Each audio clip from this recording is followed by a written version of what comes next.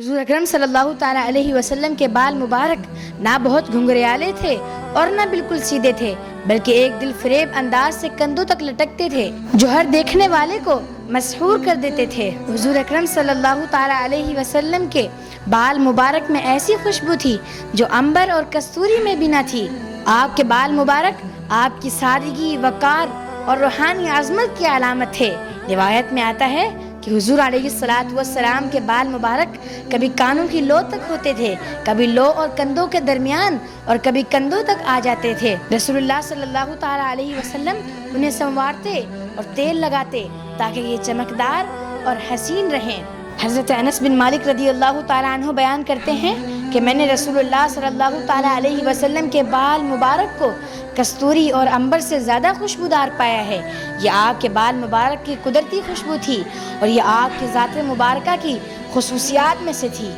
सहाबा इकराम के लिए हुजूर अलैहिस्सलातु वस्सलाम की हर चीज़ तबर्रुक का ज़रिया थी।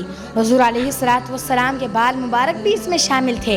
हुजूर अलैहिस्सलातु वस्सलाम जब हज या उम्रे के बाद एहराम खोलते और सर मुंडवाते तो सहाबा इकराम में आप सल्लल्लाहु ताला अलैहि वसल्लम के बाल मुबारक हासिल करने के लिए ऐसी तड़प होती कि हर कोई चाहता कि उसे इस तबर्रुक का कुछ हिस्सा मिले और वो उसे अपने पास महफूज कर सके और उससे बरकतें हासिल कर सके। इसी तरह हज्जतुल विदा के मौके पर जब हुजूर अलैहिस्सलातु वस्सलाम ने अपना सर मुबारक मुंडवाया तो सहाबा इकराम में आपके मुबारक बालों को हासिल करने की ऐसी रग़बत थी कि हर कोई चाहता था कि उसे इस तबर्रुक का कुछ हिस्सा मिले।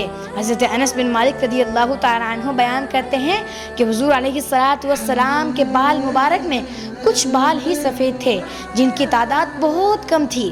वो ज़्यादातर कनपट्टियों के करीब और दाढ़ी में पाए जाते थे। आला हज़रत फरमाते हैं, चमने तैबा में सुंबुल जो सवारे गैसू, चमने तैबा में सुंबुल जो सवारे गैसू, हूर बढ़कर शिकन नाज पे वारे गैसू।